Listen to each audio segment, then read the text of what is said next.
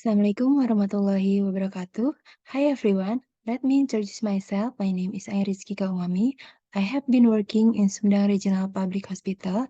Now I would like to present my study with the title The Characteristics of Epilepsy Patients at Sumedang Regional Public Hospital Emergency Department in 2021 to 2022.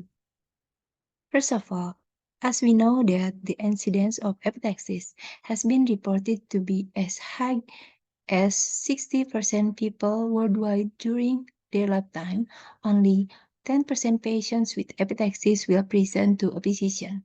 Epilepsy is a common problem ranging from minor traces of blood or clot to isolated massive bleeds that may be life-threatening and one of the common anti-emergency. Epilepsy can be divided from bleeding site into anterior and posterior. In posterior bleeds are generally higher volume due to anemia and hypotension. Bleeds also be classified as primary or idiopathic and secondary, which result from non-local or systemic factors.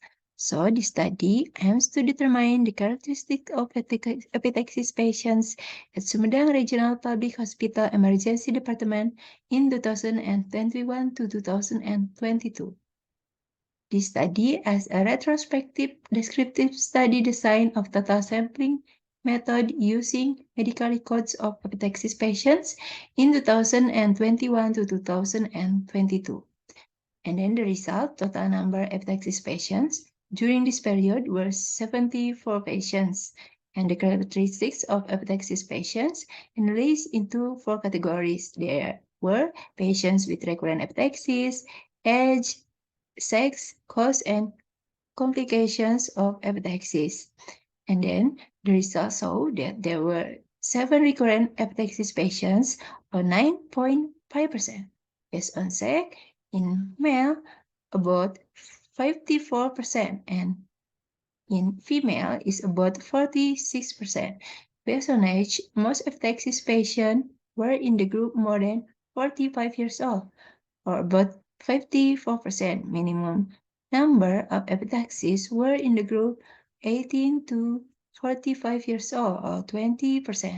In this study, 34 epilepsy patients, or 45.9%, occurred due to systemic factor. 31 patients, or 42%, is idiopathic or primary factor, while the local factor is 9 patients, about 12%.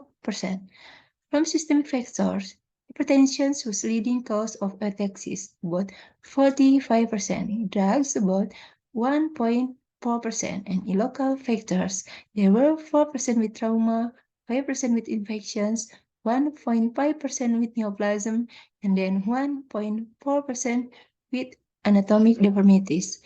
As I mentioned before, that higher volume of bleeds due to anemia and hypotension. In this part, I used WHO criteria to determine anemia, hypertension, and hypotension in epilepsy patients.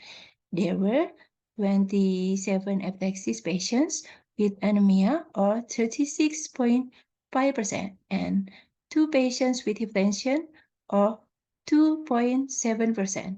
The results of the research, we saw in the conclusion that the study showed there were 74 patients with epilepsy patients, with 2 patients experiencing recurrent epilepsy and 2 patients with hypertension, also 27 patients with anemia, and the incidence of male is higher than female. Patients with epilepsy more common in the age group more than 45 years old, and the common cause of epilepsy in Sumedang Regional Public Hospital is hypertension, which belong to systemic factors. I suggest more deeper studies to continue to expand the knowledge of this hemorrhagic event. I think that's enough. Thanks for attention. Wassalamualaikum warahmatullahi wabarakatuh.